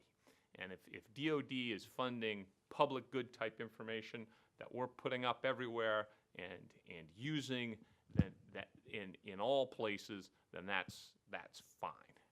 And then we can leverage that information and go in and work with people on a specific basis, because we have no more access than kind of anybody else, not just any other American, anybody else on the globe. And I think that would help to make that better. Thank you. Yes, please. Thank you. Hello, I'm Jim Shearer, Global Fellow here at the Wilson Center. And also I'll start off thanking Lisa and colleagues. Very interesting issue. And We had lunch together many times. So. We were close proximity upstairs. So I'll start off by confessing I am a security nerd here, right? Okay, and to quick response to Joanna's question, if there were a group of Department of Defense lawyers in the room, they would immediately raise their hand and say, DOD is not a development agency, okay? We have other business, and the folks here in the Reagan building do that, right? So that would, but then some members of the DOD community would say, aha, we have to worry about alternative crops and alternative livelihoods in southeastern Afghanistan because of the heroin, poppy production and all that. And by the way, the supply chains getting food to market is hard if you can't move otherwise perishable products, and there's no infrastructure, and stability operations would be undermined. So this all does fit very well into the larger domain, if you will, of where we are today.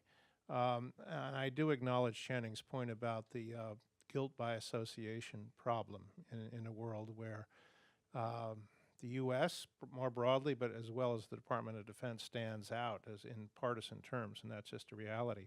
So, quick question. I've driven up and down 35W many times in southern Minnesota because all of my in-laws are lapsed Viking Nordics, right? So they've been there. But one of the issues you probably haven't focused on there, which you might in other areas, would be the issue of sea level rise, which people don't contest. I mean, global warming is debated a lot, but the seas are rising, and the need for salt-resistant crops and not to mention climate refugees and so forth is there. Is there any positive news that you can relate from your research on this personally or maybe more globally with our other colleagues about how we're dealing with the issue of the agricultural impacts of sea level rise? Thanks. That's big. That's a good question. Thank you for asking it. I've recently interviewed Kate Tully. She's a researcher at the University of Maryland who studies soils, and she's been doing some research and about different ways to mitigate some of the sea level rise in eastern Maryland. And she's looking at it from a different, from a variety of approaches, but looking at ways to not only make, maybe plant a buffer or some other ways that they can do it to help to make the soil able to drain and recover from the inundations. But there are also places where it's just degrading in Southeast Asia. And that goes to people who are looking at ways to maybe have more crops that are resilient, and so that goes to the ingenuity of the plant breeders, and so it's definitely a big focus, and I think that there is some hope there. There's also other people that are. There's one farmer on the Eastern Shore that decided that he wasn't going to continue to plant where his crops were continuing to get inundated and they weren't growing. The soil was not good. So he created a buffer and now is opening that up to hunting. So, and he's given up. And, that's not the hopeful picture if you want to create more food, but he's able to maintain his livelihood and he's able to maintain the land. He's actually able to help that land adapt to what sea level rise is bringing. Shannon? Yeah, it's not that much positive on sea level rise. I suppose the positive thing is I think we're starting to see, so 2015 had economic growth and decline in emissions, and this is huge, right? So this is a breaking of the relationship between growth and emissions, and sort of a start. And I think that we're starting to look at the scenarios that used to really make my blood run cold. 7 degrees centigrade, 8 degrees centigrade, 9 degrees centigrade. The probability of those hopefully coming down. And that's good. But for sea level rise, the thing that is going to sting in a lot of places is this combination of sea level rise and hurricane strike or typhoon strike or whatever. It's the Sandy type event, and and it's just because a 12-inch head start is a lot. Or even a 10-centimeter head start is because of the distance that it goes in and the destructive power that it brings is just so much higher. Yeah, and Mozambique is actually it threatens a bit Beira, but it's largely protected by Madagascar. We did a whole bunch of hurricane seeding and looked at that. Vietnam is it's just a huge risk, and we've done a bunch of work with the government of Vietnam looking at Hanoi. Hanoi is far enough upriver that's probably okay, but Ho Chi Minh and the Mekong is really potentially at risk, and that is flat. So and there's a big choice the government of Vietnam has to make, and either you got to build some protective infrastructure and stuff your city behind that protective infrastructure, or you got to start getting out of there, or you're going to be cleared out, eventually, it's not a decision they have to make today or next year or even in 5 years, really, but it is something that's kind of coming, and the obvious strategy to do today is they need medium-sized cities anyway. So let's get started. You don't want all of your population in Ho Chi Minh and Hanoi anyway. So if you're going to build big hospitals or airports or something like that, let's do it somewhere else. And I think that's the thing to start with. Yes. Right. Yes. Hi, good afternoon. My name is Patricia Biermeyer.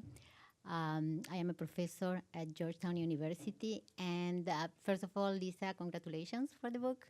And Roger Mark, congratulations for a wonderful panel. You said something at the very beginning. What about if your book is used by students in 10 years from now? Well, that's my aim here. I am a professor, so I wanted to see how I'm going to use your book for my class. So I teach food security, PHE, all these things. Now, have you looked into the policy level, at the international community level? Have you looked into the World Food Committee? What are they doing? How do we connect? And what Nabi has said, the food aspect, when we look into a private sector, civil society, they're supposed to do that. They're supposed to work with governments. And have you seen anything in your, itinerary that there is a connection with this huge platform that's supposed to help out government level? Great, thank you. Let's take a couple more, because I saw a couple more hands. Yes, please. Thank you. Hello, my name is Ann Solkowski. I'm working with an organization working on a strategic plan. They're setting up a private school system in the country of Niger, where I used to live. And my question is, what could a private school system do to help the individuals, the community, and maybe even the country work on the food shortage in such a country? Okay, great, thank you. Yes, please. Next to you, yes. Hi, I'm Chloe Thompson. I'm from the American Foreign Policy Council. My question relates to American agriculture and Nabiha's comment about how sustainable agricultural methods can't feed the world, which I don't know enough to push back on that, so that's not exactly what I'm doing, but I'm more asking, it seems like in food, like there's huge gluts in certain places with huge wastefulness and then huge deficits in other places. So is there a way to redistribute better without necessarily producing more? How practical is that? Okay, great. Yes, let's go to the back.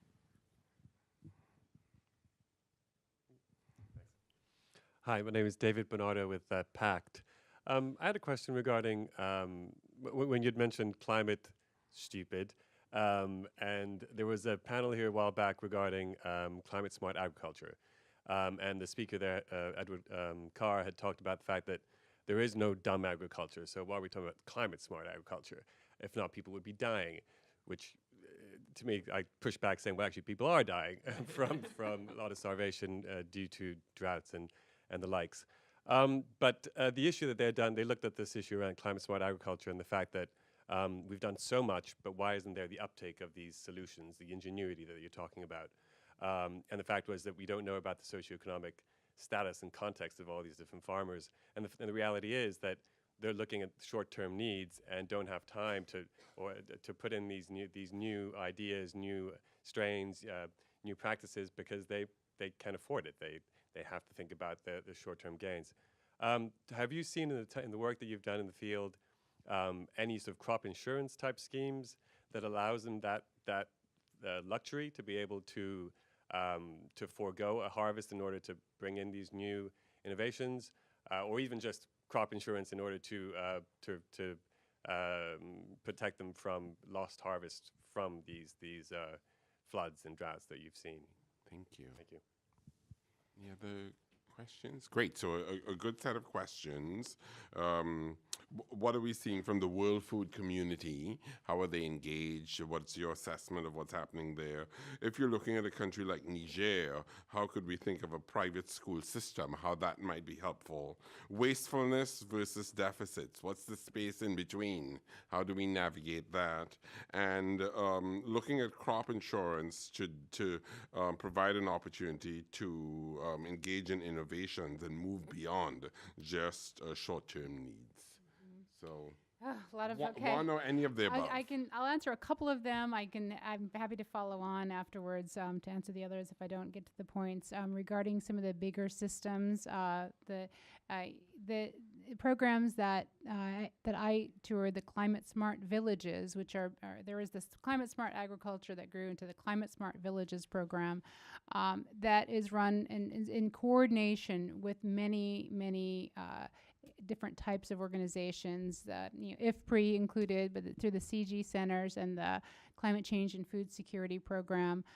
And so, they're looking at, but each country, I think they're pulling in different players, the International Water Management Institute and so on in India, for instance, but they're pulling together some of these different players to help align and see what makes sense for that country. And I think they were not able to actually just decide and design something and apply it everywhere the same, but they really have to sort of see what the local landscape is like to be able to change and modify as needed with different crops or with the different people who are in power and how that's going to play out on the ground.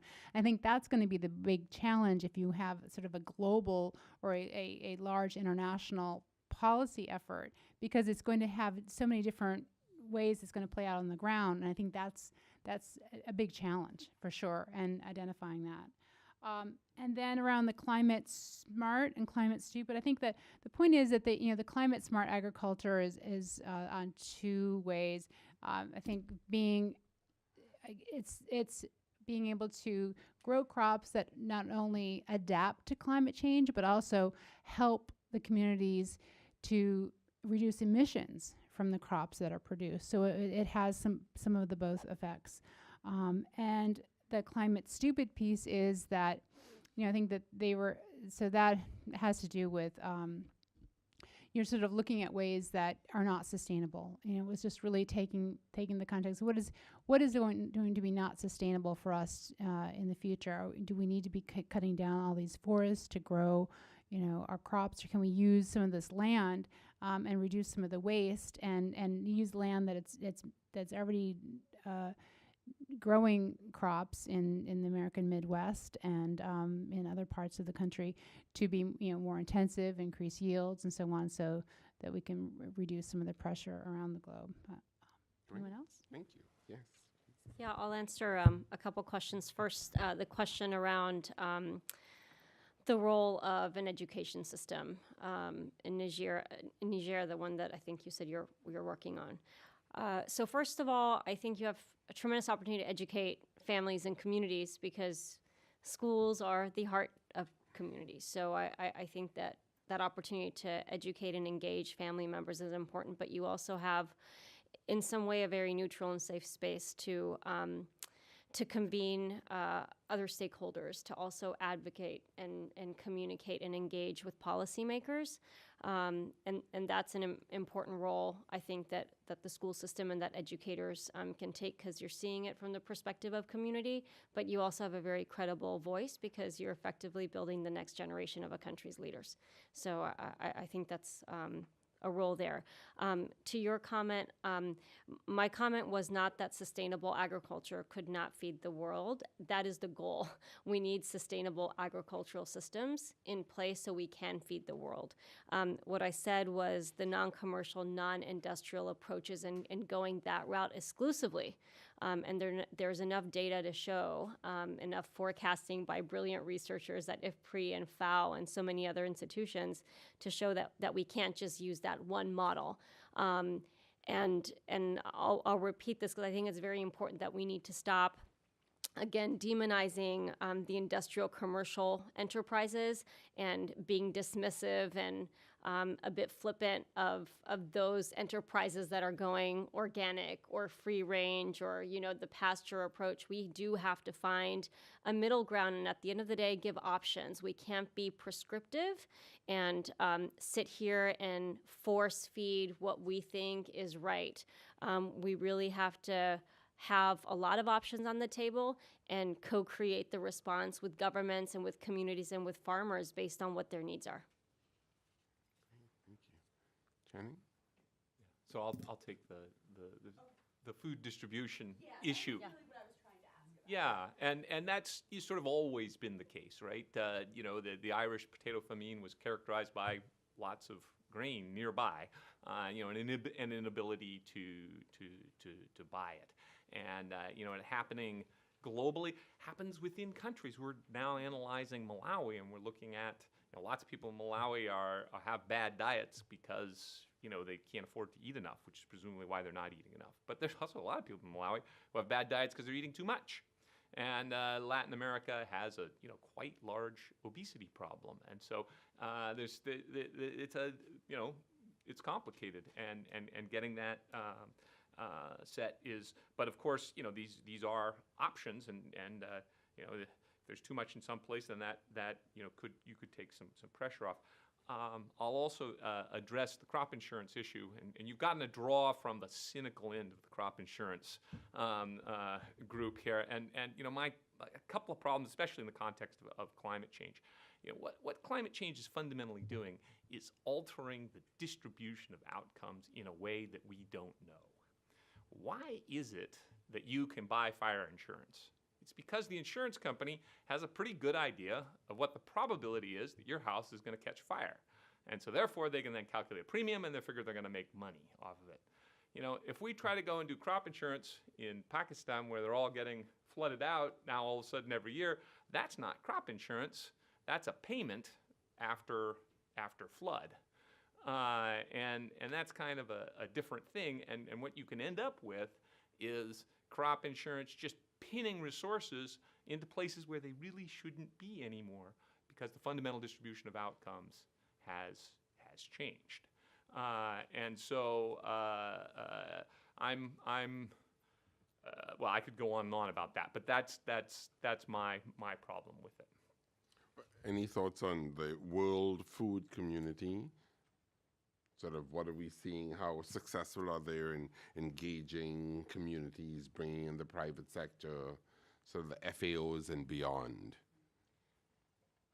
Do you want to take that? Well, yeah, I'm happy to take it. No. To start with, Sure. So it's been a big charge and definitely a huge commitment, very vocal commitment to engage different sectors. There's no doubt about it. There's, as we look at the SDGs and the conversation around that, essentially all hands on deck. And when the UN Zero Hunger Challenge was launched, it of course is now its elements integrated into the Sustainable Development Goals. The Secretary General said this, that we need to reframe and recast how we work. And UN agencies, the FAO has a strategy now on engaging the private sector, on how they engage with civil society, along with other UN agencies. They're NGOs, nonprofits who traditionally have never wanted to work with the private sector, who realize we need to have a dialogue and work together. So I think we're definitely heading in the right direction. I do also think that there's, and there are plenty of platforms and mechanisms for multi-sectoral feedback. But now it gets down to what is the tangible piece that we can work on together to deliver the right outcome. So let's just get beyond we're partnering and we have public-private partnerships or multi-sectoral partnership. I always go back and I say a partnership to do what? And that is the piece that we have to define. Please. Okay, so food security is part of these big part of these development challenges, and not for all parts, but largely, the global development aid system was designed for the 20th century reality of lots of low-income countries and basically all the sort of the large majority of the absolutely poor people in the world sitting inside and food insecure people inside low-income countries. So the place where I used to work we worked with the poorest people in the poorest countries, and WIDER doesn't say that anymore because the poorest people aren't in the poorest countries anymore. They're in middle-income countries, about 2 out of 3 of them. And all of these places have developed much more capabilities, right? That video that we saw of Ethiopia is supposedly a poor part of Ethiopia, which it is, but my goodness, they didn't look like Sri Lanka in 1976. Let me tell you, and there's a lot more capacity. There's a lot more things going on, and I don't think that the easiest way to look at this is kind of the representation of the boards of the fund and the World Bank, right, and how that's dominated by the traditional development world, but it extends way down through the system, and those entrenched ways of doing things, and I think there is a need, if we're going to encounter climate change, we're going to have to do it. We can't take 20th century solutions to this particular set of problems. So I think there is a pretty big need for getting revamping not everything, but significant portions of what we do. Thank you very much. So Lisa, my homework tonight is when I get home, my son is coming home from college. He's just finished his 3rd year, and he took a food security class this semester. And as part of that, he had to learn about these systems. He also had to become a vegetarian for 2 months and document that. And he also had to volunteer in a food bank. and he never lets me off the hook. As soon as I get home, the question is, what did you do today? And so what? And how did that make a difference? Did you hold another public meeting? What difference is this going to make? So when I get home tonight, he's just landed, my wife just texted me, I know I'm going to get grilled. So thank you, because I have some good things to say. Good. And I just wanted to give a shout out to my son, who just finished his third year in college, who was one of the early. He's an English major who did the early proofreading on my draft chapters. So we have to be thankful for our sons. Yes. But so, I think we had a really good discussion today. Part of what I will say to my son later is that Lisa told us that she wanted to make these connections. And Lisa said that, I wanted to look at this complex, critical convergence of issues with cascading effects. And I think we really got a sense of that.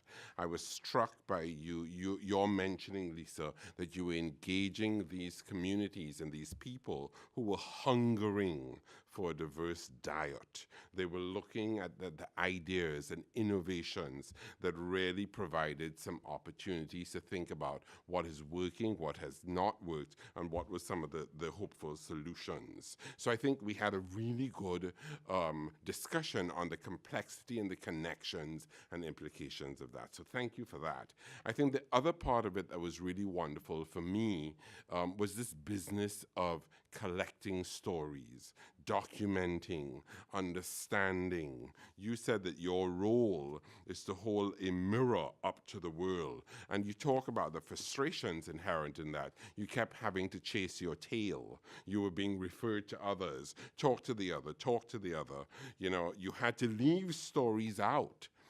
Those of us who are telling the story, what do we keep in? What are we not able to tell? And then you talk about just having the reality of doing this, having the compressed time, folks interpreting for you, yet you heard that you were able to very effectively walk this communication tightrope.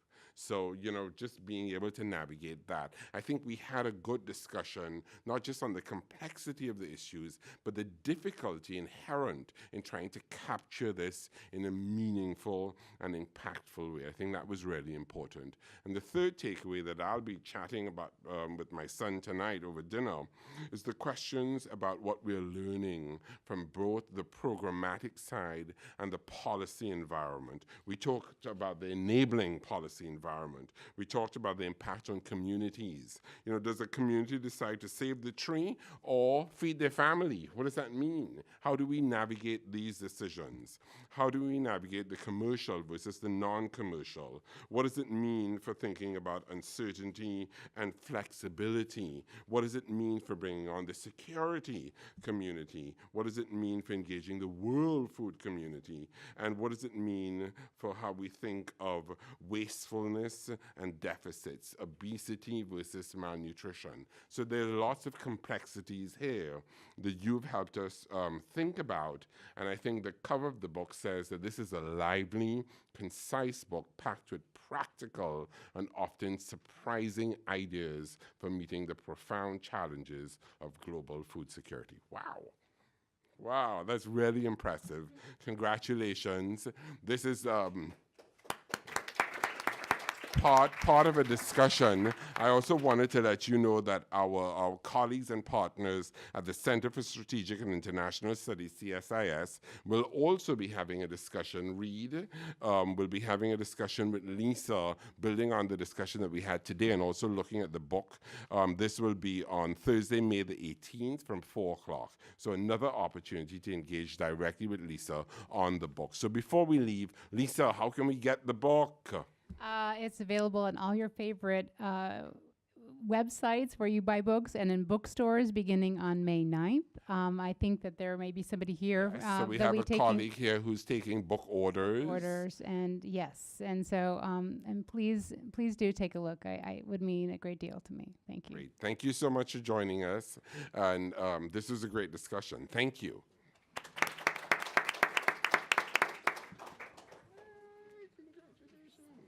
You gotta sign that.